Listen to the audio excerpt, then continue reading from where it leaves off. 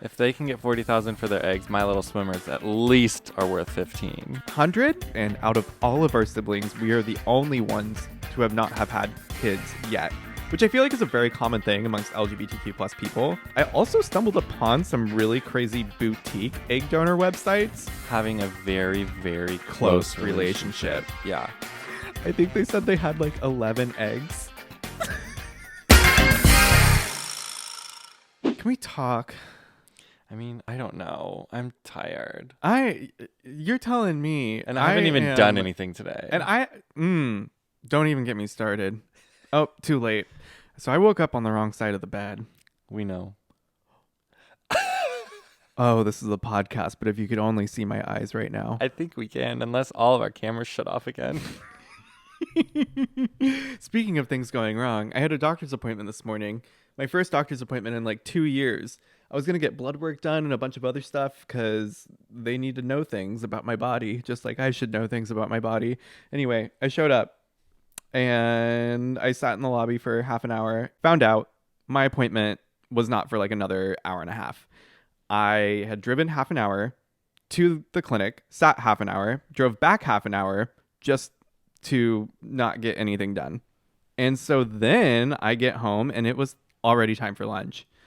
And then we sit down to shoot this podcast. We set everything up and our cameras just keep dying over and over and over again. And then microphone issues, the whole bit, all of it. And then we like kind of film a whole podcast for an hour. And then Matthew gives me like these eyes and he's like, I need to go to the gym. I have an appointment. And I'm like, okay. And then all the cameras were dying. And so we're like, let's just do it again. We're just going to do it again. Let's just do it all again. That to say, the weather's kind of like it's been so weird. Life right now. It's dumb. It is 1 minute sunny, warm. I want to go outside with my t-shirt on. The next minute it's hailing. Hitting the window. Today. It's awful. It's crazy. It's weird. It's really windy. It's so crazy. Okay, well. But I mean, like, that's also how I feel about baby stuff, surrogacy, life in general. See, it's a pivot. Oh, wow. Okay. Speaking of, welcome back to the Who's Your Daddy podcast, where we work to demystify the process of starting a family through non-traditional means. From foster to adoption to IVF and surrogacy, come along as we navigate this tricky space on our own journey to fatherhood. From parents who have navigated these processes before to the experts that help pave the way. Together, we hope to gain insight and answer as many questions as we can. We are your hosts and husbands, Michael and Matt, and we are here to talk about how the heck did we get here? How did we get here, and where are we? Well, like the weather, things changing rapidly, not really knowing where we're at. Things are up, things are down. 1 minute, I'm feeling sunny. If anybody came here for an uplifting, positive experience, you're in the right place. It sounds like it. But at the moment, I mean, come on. The journey to parenthood is difficult. No one said it was going to be easy. That's true. Actually, everybody said it's hard. Yeah. Before we started. But, man, I don't know. Just like the whole thing. 1 minute, it's great. The next minute, you're like, am I ever going to be a father? Am I ever going to be a parent? Today, we've done a lot of reflecting on where we started with surrogacy and how we got here and how we even chose the path of surrogacy. Yeah. That's what we're talking about. So we're really going to dive into that. But I also just want to like pay attention to the emotions because I am an emotional being and I'm very cognizant right now that just temperamental, and I'm feeling a whole bunch of things about we love an acknowledgement of feelings, where we're at. So I just like, I don't know. We've been in the process for a year and a half now, and I know that we have embryos frozen in a lab somewhere. Spoiler alert. Well, it's not news. And for a first-time listener. Well, they're there. So we know that. We've been waiting a year and a half. We're looking for a surrogate right now, and there's no finish line. There's nothing that says like, oh, this is where you're going. This is when you're going to match with a surrogate. It could be 6 months. It could be a year. It could be a very long time. And so like the weather, like the sun, I don't know when the sun's going to come out from behind the clouds. It could come out any moment. That's what it's like being married to you. Wow. Well, with that, I think we'll have Never you know when the start. sun is gonna come out. Well, it's not going to be out for a while if you keep up that attitude. So, how did we make this decision? How did we go from how did we get to the decision of wanting to become parents? I think where I wanted to start, or the question, or maybe it's just us answering, is how do you land on which process you're going to use for family building? So Yeah. as a male gay couple, essentially we have three options. We can foster, and you can foster without the intention of adopting, or you can foster with the intention of adopting. Obviously, we would like to have children of our own, so we would be fostering with the intention of adopting. You can do Or private you can go through adoption. Private adoption, yeah. Which is kind of like a separate process. And then obviously the third is surrogacy. I think we need to rewind to end of 2021, beginning of 2022. I don't know, starting the family building process and making the decision of like, okay, which way are we going to go? What are we going to pursue first? So take me back to December 2021, January 2022. What's going on? Where are we? Oh my God. Well, besides the pandemic. Besides the panini. We had talked about having kids ever since we first met. I feel like even on one of our first dates, we brought up the topic of like, oh, we should have kids. And I said, do you have a uterus? Not we, but like, well, you get what I'm saying. So I think that, yeah, I got it for sure. Yeah. We've always wanted a family. Michael grew up with 7 siblings. I have one full brother and then several half siblings. And out of all of our siblings, we are the only ones to not have had kids yet, which I feel like is a very common thing amongst LGBTQ plus people. But we are the favorite children. I must caveat. We're the favorite children, but we're still competing with the grandkids. I know. We need some grandkids. We got to keep our status. I don't know if you've ever noticed, but like when your siblings have kids, your parents no longer value you. Yeah, you're no longer the most important. You're no longer the commodity. Looking at you, Kim. I mean, me as the youngest, I really feel that. If we have anybody out there listening who's the youngest child, I hope you relate with me. Yeah. And that you're not the baby anymore. You're not. There's the real baby. So, yeah. I guess our goal in having a family was just to become favorable in our parents' eyes again. Mostly just to gain favor with our parents again so that they would value us. Okay, anyways, back on topic. January 2022, all the things that are happening. We had talked about kids before, and now we were starting about actually going on a journey. And we never specified like what exactly we would land on decision-wise of like how we would get kids. Correct. We had talked about foster to adopt, foster care. We've talked about private adoption, and we had talked about surrogacy, but we didn't really make a decision. We're just like, those are options. I of all my siblings, I have 6 siblings. I have 7 siblings. And they all have children. But one of them, right before like we started talking about this seriously, were fostering and had opened their home. They had 3 kids on their own, and then they were opening their home to foster, and they had a few placements, but they had this boy that got placed with them and that just absolutely fit so well. And they ended up adopting him, and I was his godfather. Yeah. And so you actually flew back during I flew back 2020. Yeah, I know. For his, I think, baptism, right? Yeah, so it was like a joint like adoption ceremony, baptism, and that was like July 2020. But anyways, it was so valuable to have like that background of just how difficult and time consuming that process can be, and rewarding at the same time. And then yes, of course, absolutely. Ultimately in the end being rewarding. And we also have friends that were going through the foster care system and kind of just kept hitting roadblocks. And I think that was around the time when we're trying to figure out what we want to do, you know, and ultimately making a decision. So I think It felt like red flags were just going up on not so much red flags as like red flags of warning like signs. of this time in our life. Like, ooh, I don't know if we're Yeah, that's a quite good ready for caveat to that. put. And I think what I just sort of like my gut feeling is like, I think the way that it worked well for my sister was like she had her family, she had like children of her own. She had kind of like raised them up through, I think they were like 16 was the oldest at this point. And then as they're fostering kids, like one, her kids are learning about, you know, how like the foster system themselves. And then they're actually like kind of old enough, they can kind of like help.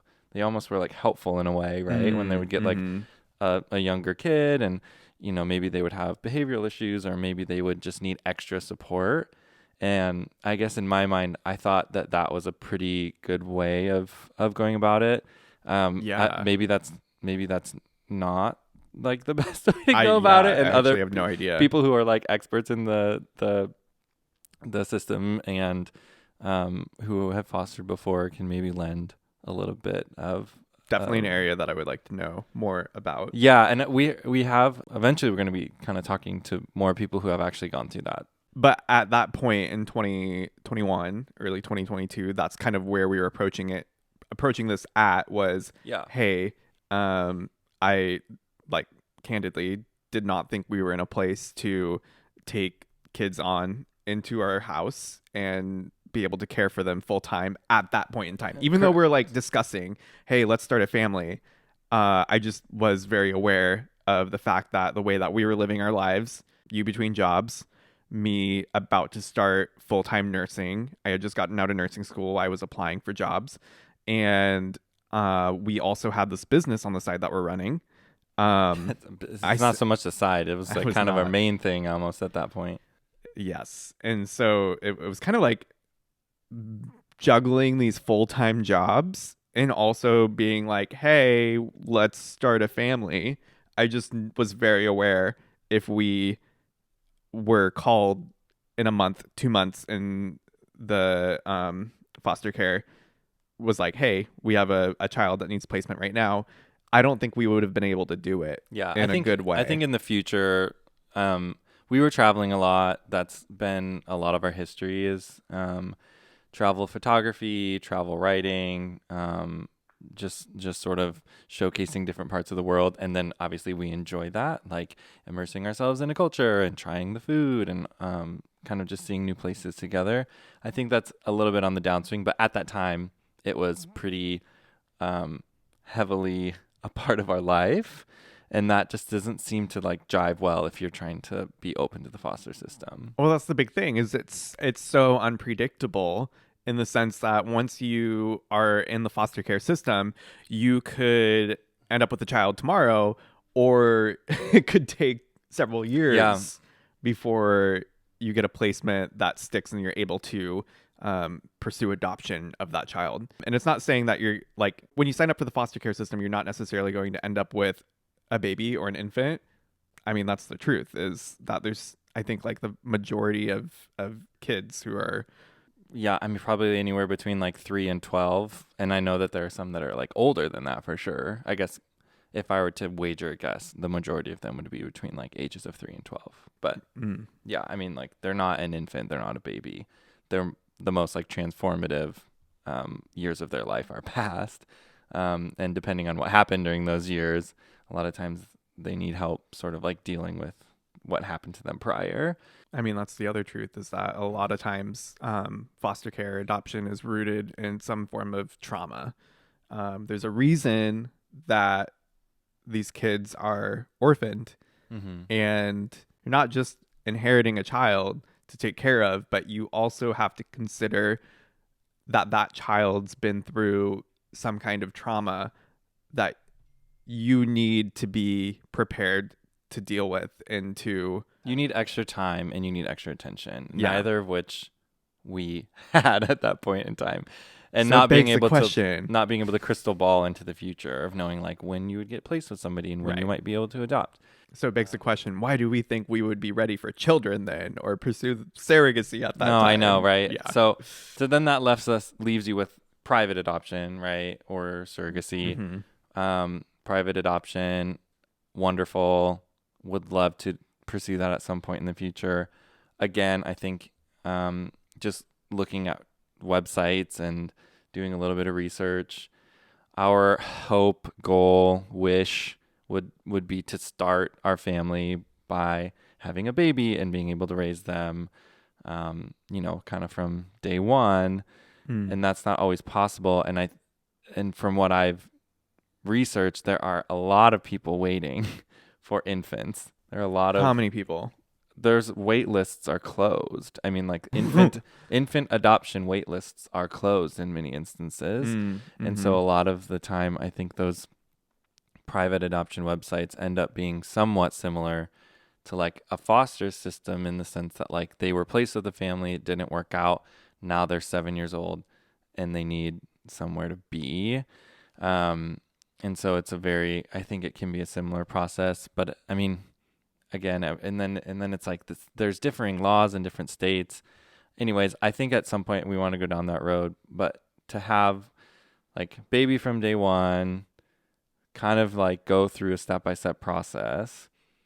I think that's sort of how we landed on surrogacy. Is that it was just sort of like, well, you're never going to get a 7-year-old with surrogacy with like lots of trauma in their history, Yeah. right? And like, let's maybe like learn how to raise kids from day one, and then we'll kind of like get used to just being dads, being a family, and then maybe we'll be more better positioned in the future to maybe Yeah. open the house That makes to sense. fostering or private adoption if we choose to grow our family beyond. Yeah, I get that. So And I think that's how we landed on surrogacy.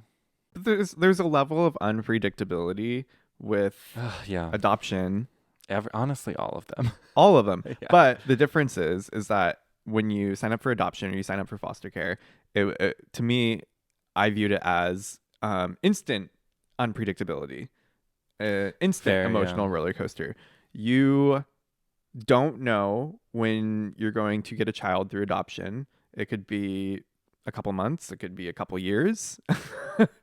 And yeah, there's a step-by-step process to it, kind of like surrogacy, but those steps can go a little bit faster, and you can get a call and be like, okay, this a child needs a home now.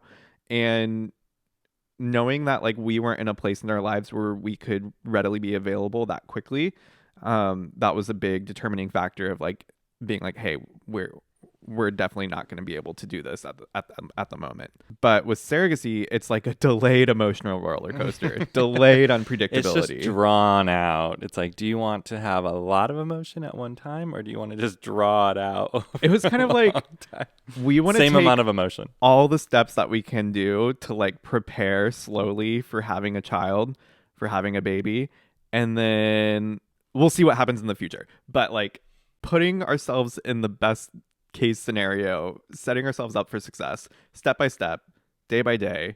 And we're going to do that for a year and a half, 2 years, see where we're at, and then maybe we'll have a baby. Yeah. Hopefully, fingers crossed. And because you still don't know. And you kind of have like, it kind of gives you a timeline.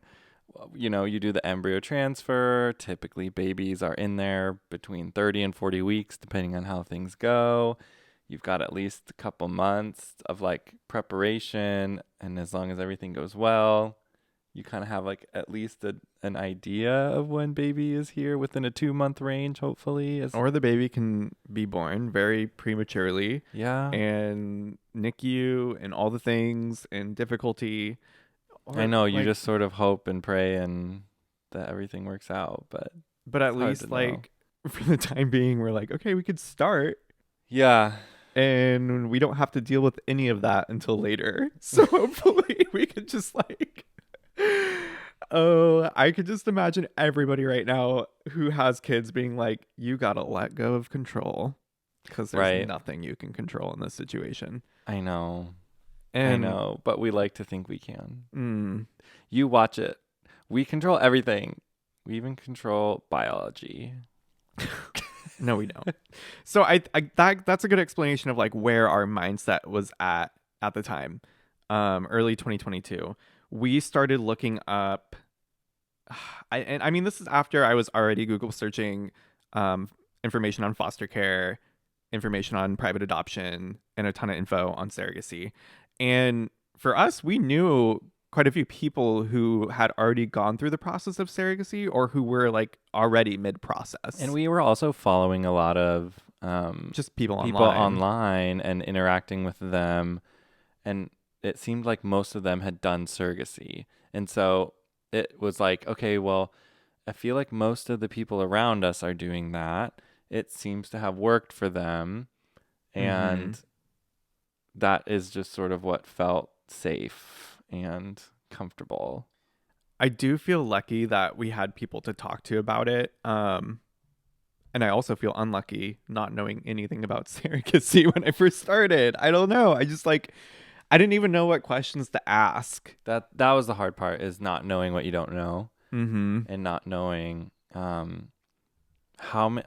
I guess it at the beginning it was like, oh yeah, this is obviously what you do, and then then you talk to more and more people and you're like, oh, you didn't do it that way, huh? But you ended up with the same result, but like you kind of took a different path, and it's like, oh, okay, so maybe it seems like it's straightforward, but it's not really. It's not straightforward at all. Yeah. But But that's why we're here, how did we start on it to then? demystify it for you. Because we said, all right, after a lengthy discussion, we're like, all right, let's start looking into surrogacy. We can start at least researching, figuring stuff out. You went to work and I started calling people. Yeah, I am very appreciative of that. I was at work, and I feel like that was maybe that's just when you feel like you have the most time on your hand, is when like I'm not in the house, and then you were able to like call a bunch of people. So we kind of did well, I should say Matthew mostly, I think, did a lot of phone calls for Oregon, Washington, California, Texas, Yeah. anywhere I else. actually wrote a few Look down. at you. A paper. Drum roll, please. Mm-hmm. Okay, so in Oregon, I called a family tree surrogacy. I think they're the first ones I spoke to because we actually have a couple friends who were Thinking also, about doing it. yeah, also talking to them.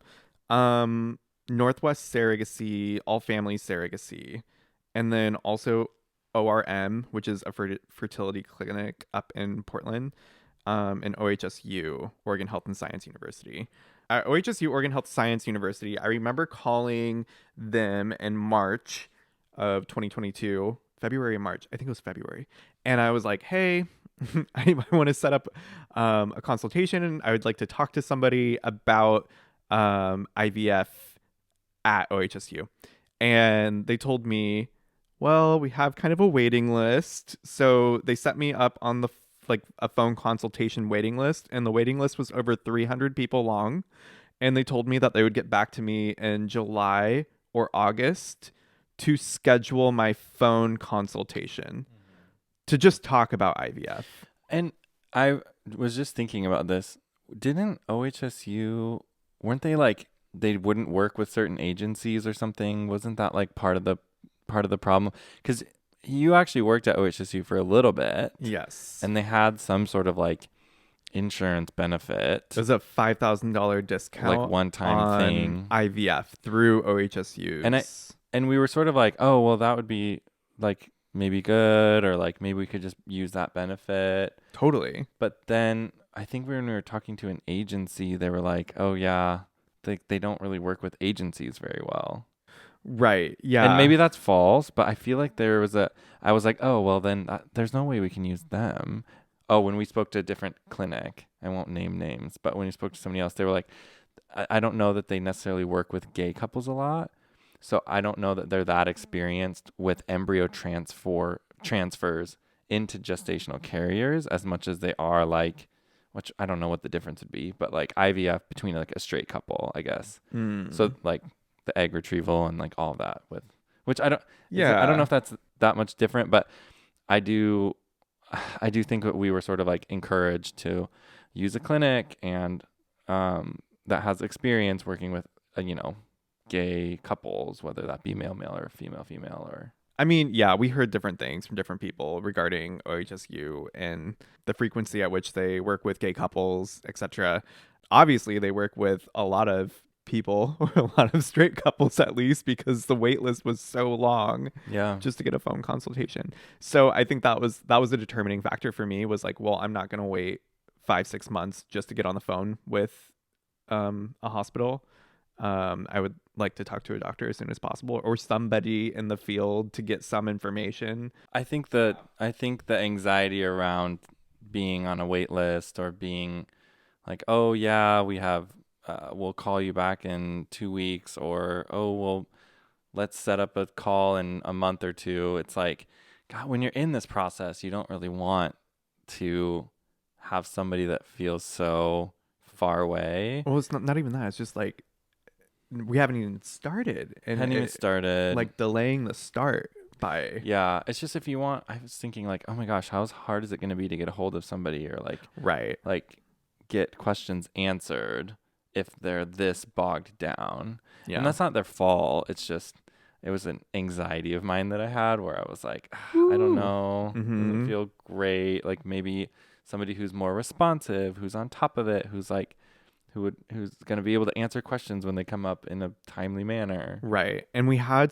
a great conversation with ORM. We actually Really great almost went with ORM actually. Yeah. When we were talking to them, because they were very knowledgeable, gave us just gave me a lot of confidence in what they do. They work with a ton of LGBTQ plus couples and a lot of international couples. Tons of international couples come to Oregon. I think they're sort of like Oregon's premier like IVF clinic. Oregon's premier nightclub. CC Slaughter. All right, sorry, inside joke. If we were to do it again, I would almost just do that. Like I would almost keep it local. Spoiler alert, we ended up going with an agency and a clinic in Texas. And we'll talk a little bit about why we did that. So you had talked to everybody.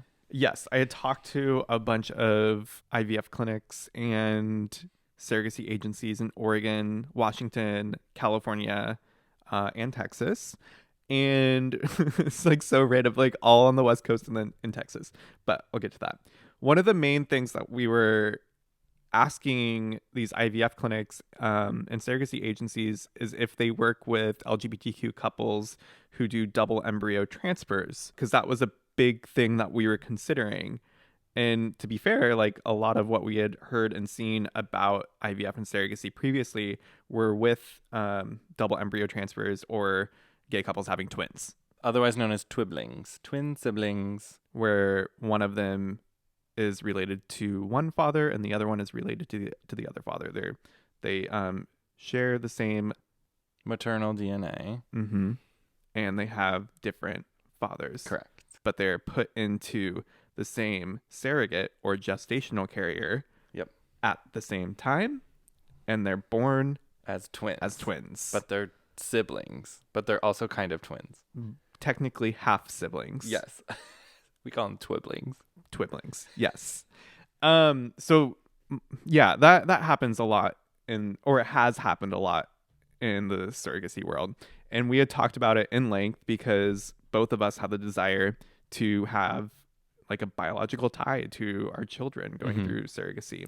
And it's like it just seems it's a very convenient way for both people to have a child in kind of like one go of everything. One of the biggest things that we were talking about was just the cost of everything.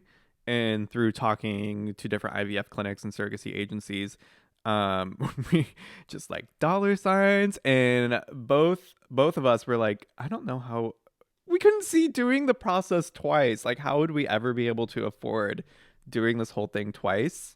So the idea, then it's either, okay, we're going to have to choose who's going to be the father, who's the daddy of the baby, or is there a way that we can work with surrogacy agencies and IVF clinics to do twiblings, a double embryo transfer, because that's a fraction of the price additional compared to doing the whole process over again. And what we found in talking to these clinics is that they're not, a lot of clinics don't recommend doing that anymore. And they really shy away from it and actually encourage you not to do it. And some just won't. So there's really good reasons for that. It's all about mitigating risk. Mm-hmm. We both worked / work in healthcare, and the name of the game is risk versus benefit, Risk right? versus benefit. So you want to minimize risks and you want to increase benefit. From what we were told, And what we researched. I mean, we looked this stuff up and we saw the... yes, and by when I say what we were told is what we were told from our fertility doctor, is that essentially you double the risk. You go from like 3% to 6%. Chance of miscarriage, chance of issues, that sort of thing. So there's more risk to the gestational carrier as well as the babies. Correct. When you do a double embryo transfer. But the reason that we've seen double embryo transfers, triple embryo transfers, etc., in the past, a lot of the time was because years ago, when there was lesser known about surrogacy and IVF, they would often put multiple embryos in because the chances were that if you put 3 in, only 1 would make it. There was a higher attrition rate of embryos, right? Like when they transferred. Science has advanced, yada yada. Which I would love to talk to our doctor about that. Like, why did that happen back then, and what's changed? I think Stay tuned. Yes, I would love to learn more about that, but I think it has something to do with the PGA testing and the way that they look at the embryos under the microscope to figure out grading. Stay tuned. Yeah, we'll talk about it another time. But I am really interested in that stuff because I do find it fascinating that like science is able to, do that. Well, that's how you ended up with like Octomom or whatever. They put 8 embryos in, Oh my not thinking God, that, I remember that. not thinking that like. Well, and then she got a TLC show or something, didn't she? And that is so inappropriate. It call is. Her Octomom. I know. I was like, that is not very PC, but that's what they said. I mean, I know. As a child, nothing was PC, I guess. No. So it was just like, come on. It was the Octomom. 90s. It was the 90s. So that was a big determining factor, at least at the beginning, of figuring out what we could do. I mean, to be fair, we didn't know. We were just exploring our options. And we're like, risk versus benefit. Could we do this process twice? Probably not. Okay, well, maybe we should approach this on a double embryo transfer type of way and see if we can work with a surrogacy agency and an IVF clinic that are very confident in that field. And I don't know, that's kind of like the feeling I was trying to get from talking to these different agencies, and process of elimination through that. Everything's bigger in Texas. Yeah. Babies are bigger, more babies. We want all the babies. Double embryo transfer, no problem. Right. Oh, that reminds me. Everything's bigger in Texas, including the population. There's like 8 million people in the metro area of Dallas-Fort Worth. Just twice as many people that live in the state of Oregon. So when we were looking at the possibility of like trying to find an egg donor or a surrogate, and you're trying to do all these things and figure out if you can do all of these things locally. So because you have to pay for travel for everything, and you have to pay for missed wages for everything. So thinking of like, okay, well, even in Portland, right? It's like 2 million people. But there's so many people that come to Oregon to do surrogacy and IVF. And that's just displayed with like how difficult it is sometimes to get a phone call with a clinic or an agency. Mm-hmm. And it seemed a little bit easier in Texas, but it seemed like they had a really good track record. And just with Dallas itself being a relatively large metro area, it was like, okay, maybe we'll have more options of like egg donors. Maybe there's going to be more options of surrogates. And I don't know if Texas is quite as popular as, sometimes the West Coast seems to be. I hadn't heard of any. No one that we knew had gone to Texas to do surrogacy. Yeah. But yeah. I just kept hearing it's a great state to do surrogacy. It actually has weirdly good laws thus far, knock on wood, for surrogacy and gay parents, like LGBTQ parents going through surrogacy and adopting the kids, and we can both be on the birth certificate. Mm-hmm. I triple checked. It's all online. It's like you can be parent one, parent two, or father one, father two, and Wow. got some really nice feedback from the agency. Got to talk to a IVF clinic and the doctor there who's gay and going through IVF himself. And Yay. so I think that it's always nice when your doctor is kind of going through the same thing you are. Right. I think that just adds another layer of just like empathy, understanding. Also in Texas, maybe there are a few health insurance plans that have a surrogacy rider where Oh, yes. you might not have to buy some sort of additional insurance coverage, because if you're a surrogate, your health insurance doesn't cover your pregnancy. We, as the intended parents, have to buy a separate insurance plan for that 1 year and for like the delivery of the child and the Which can healthcare be costs. quite pricey.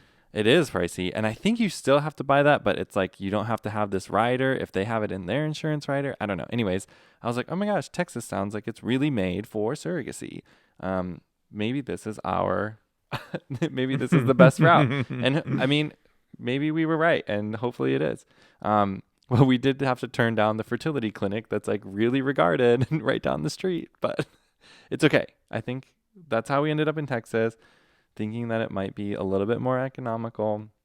We're very open to the concerns that we had, and we get a gay doctor out of the whole thing. Yeah, it was a big combination of like, oh, we have a gay doctor. And also there's the possibility of an insurance rider.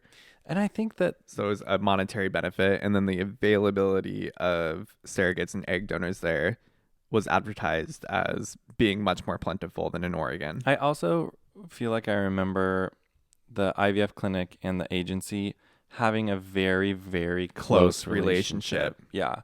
And I don't remember, or I don't know that we had, I think ORM here has a pretty good relationship with a few agencies. Well, that was, in Oregon, but it's just such a small state. I think, population-wise. yeah, if I remember back when we were talking to the agencies in Oregon, there were several agencies that we were talking to that did not do double embryo transfer, and that was not a thing. And they were a little bit more expensive than what we would have been paying in Texas.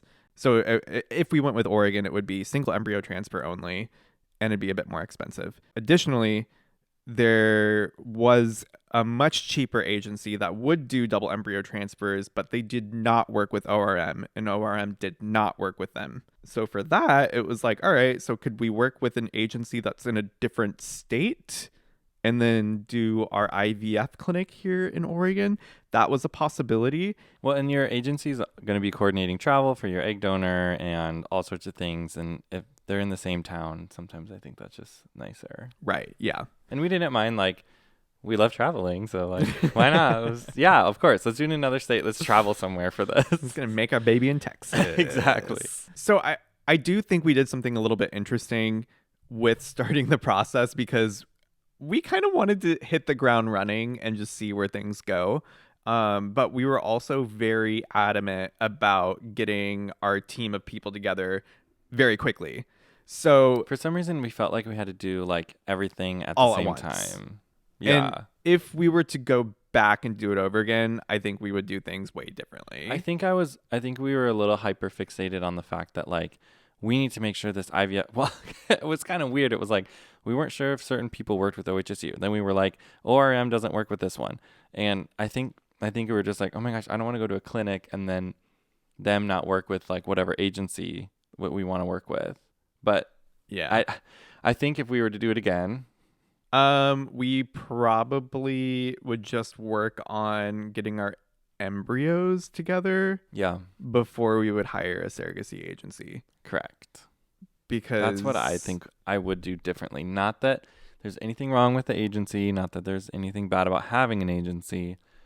I just think I would have focused, like, you can't really do anything with the surrogate until you have embryos. And so it's just like, maybe let's just focus on getting embryos, and that is a good chunk of change. And then again, too. every surrogacy agency is different, so it might might totally depend. But in our case, it was like when you sign with your surrogacy agency, yeah, you can start working on your profile as intended parents, but you aren't going to be shown to any intended surrogates until you have embryos.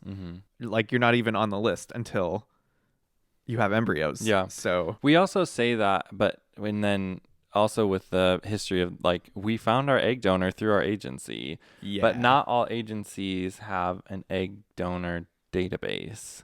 So, I mean, yeah. I guess I should say, maybe that's just how we were supposed to do it. But I think if we were to say like, do it again, maybe just fertility clinic first, make sure you get embryos, make sure they're healthy, make sure everything passes there. Because once you sign a retainer for an agency, you can't get it back. And if you don't have good embryos or like you start going and you run into hurdles through the IVF process, like that's no good to just be out that money if you decide to change course, I mean, we would have had a lot more control over everything if we had just worked with an IVF clinic individually and then signing with a surrogacy agency.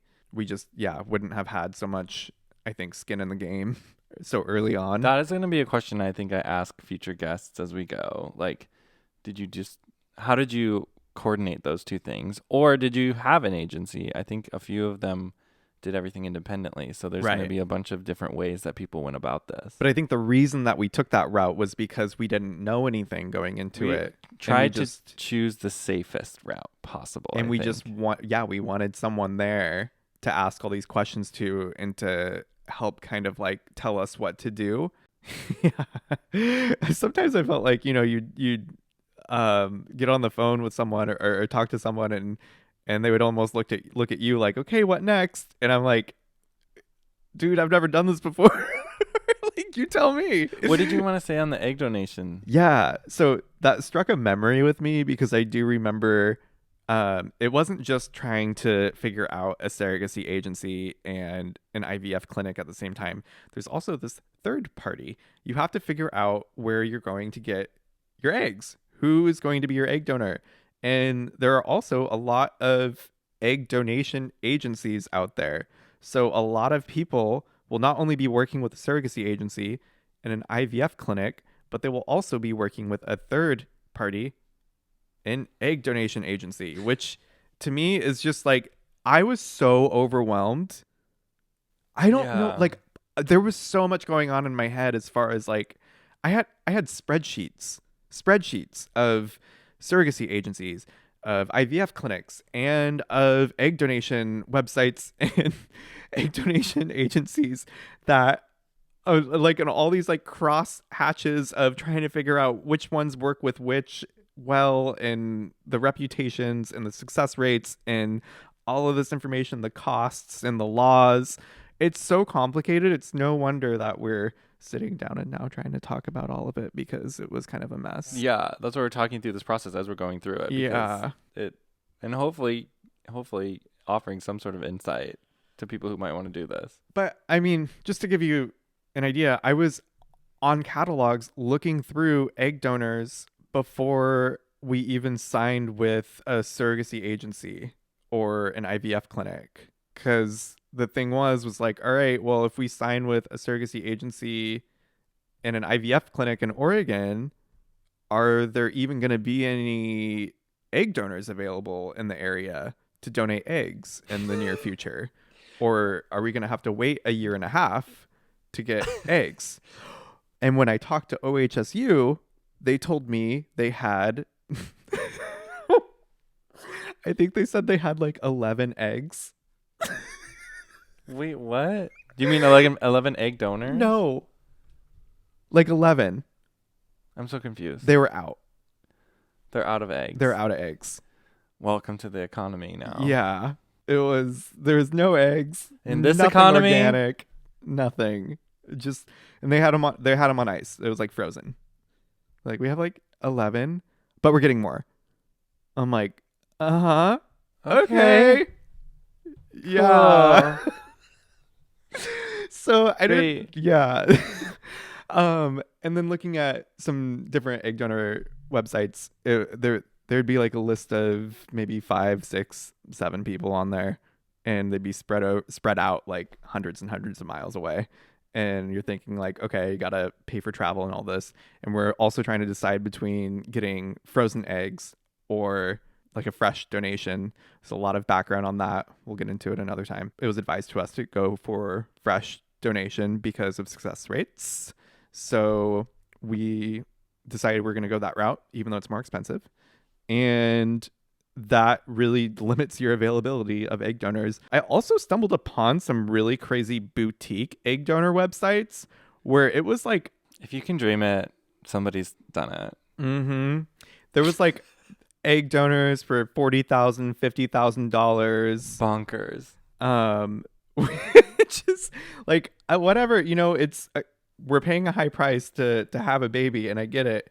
But it was $40,000. It was just interesting how it's framed. It's like, but this person's genetics, But they eat caviar. and I'm like, okay, This person's genetics. which like ethics. It's so many things about that. If they can get 40,000 for their eggs, My Little Swimmers at least are worth 15. 100, 115. $115, 115 for sure. $115, 1,000. 115. No Million. Zillion. Well, Dollars. I mean, if we went by like number, when you give a sperm, like a semen. Oh, donation, yeah, there's I a know, lot right? more cells than there are for Girl, eggs. congrats on your 30 eggs. I had 3 million swimmers. I think that's the only thing that we can like have a leg up on is the number, because when it comes down to anything else, we have no room. No, Can't do that's it. pretty much it. And that's what really brought us back to Texas, was because of the availability. Can I say a sort of like, I don't know if it's embarrassing, but it's sort of just like a interesting thought. Sure. Like, if we're a somewhat small state, my assumption is egg donors would be local. It's like, how many times has this person donated eggs? And like, are my children going to be going to school with their half sibling that I don't know about? It's because it's like Oregon's small. I didn't think about that until just now. Or maybe I thought about that in the past, and now it's just reoccurring to me that like, if OHSU has like 11 eggs, like I guess how many egg donors are like going through OHSU, and then like, okay, those are probably Oregonians maybe using those eggs. I don't know. Anyways, just funny. Just a funny thought. Just a funny thought. They have a lot more now. I don't know who I talked to, but I don't think I was getting great info. It's okay. So just take everything I said about that with a grain of salt. So anyways, we chose our agency and clinic in Texas. We flew down. We did the deed. Yeah, we did. We donated to the swimmers, which we're going to dive into that in a different episode too. We chose our egg donor.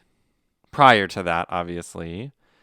One of the weird things about this process is that you'll spend like 9 months just talking and giving money to different people to do different things. And for us, like the sperm donation was the first time that like we got to meet anybody in person. We were doing our part of the process in person. So it's like a very weird experience to just like be like sending checks places for like 9 months and then just being like, is this how babies are made? Like, I don't know what's happening, but I'm just sending money And then to a bunch flying of different somewhere people to ejaculate into a cup. Yeah, and then you and then you're like, oh, all right, yeah. This is my purpose. Okay, I do have a part in this process. A small part. It's not just yeah. Yeah. So Very small part. The idea of like, oh, this is real, when we like actually got down to Texas and we're like meeting with our surrogacy agency and our doctor and all of it. You hurry up, you get all this stuff done, you sign all these papers, and then you wait. And then you go and you do your sperm donation and you sign a bunch more papers, and then you wait. Mm-hmm. And then you go for the egg donation. That was stressful. Stressful, but you at least like get to hear about updates and stuff. So that's stressful for everyone. Mm-hmm. It's a intense process. Definitely. So yeah, then once that was done, it was the embryo creation. Several weeks after that, hear about the embryos and the genetic results, and then that basically brings us to where we're at now. I mean, we did everything we just talked about: vetting of the agencies, IVF clinics, deciding where we're going, assembling our team, sort of the ups and downs of like how we chose the process. Now to, all right, you've got the science part, you've got the embryos, and now we're waiting for the match with a gestational carrier to carry our little embryos into this world. I really just wanted to go over this entire thing like as an overview, very brief, just a look over. We're looking at it bird's eye view. We are going to go into each of these parts in a lot more detail, because oh my god, I could just do a whole episode on the sperm donation And room. we will. Oh, And there's we so many will. thoughts there. Just goodness gracious. Leather chairs. Oh God. And yeah, there's just so much in each of these like steps to talk about and to dissect, but I did want to do an overview of just kind of looking at how we got to where we're at now and what we're looking forward to coming up. Yeah.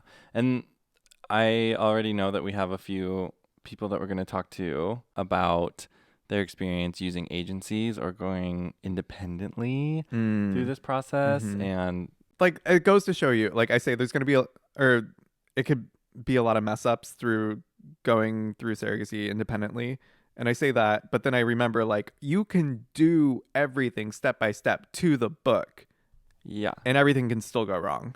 Everything can either still go wrong, or major parts of the process can turn out non-ideal. Not as expected. Yeah. Yeah, that's just the lesson of everything. Like I said, it's delayed chaos, delayed emotional roller coaster. We don't know how everything's going to turn out. But we're laying the groundwork and we're hoping for the best. Yeah. It's just with adoption and foster care, it's more of like instant emotional roller coaster. I mean, potentially, right? I guess we'll have to talk to a few people and say what is your emotional what is roller your coaster experience with foster and adoption.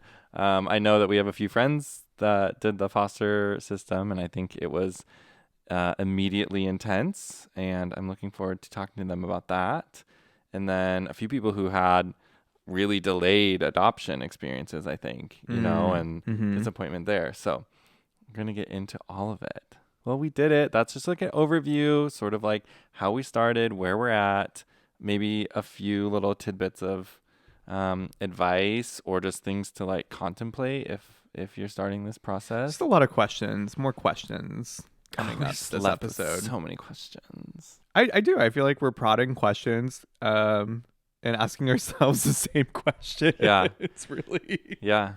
Well, and it's hard to know, like, I mean, I don't know of many people who I've spoken like super, super, super in depth about their process.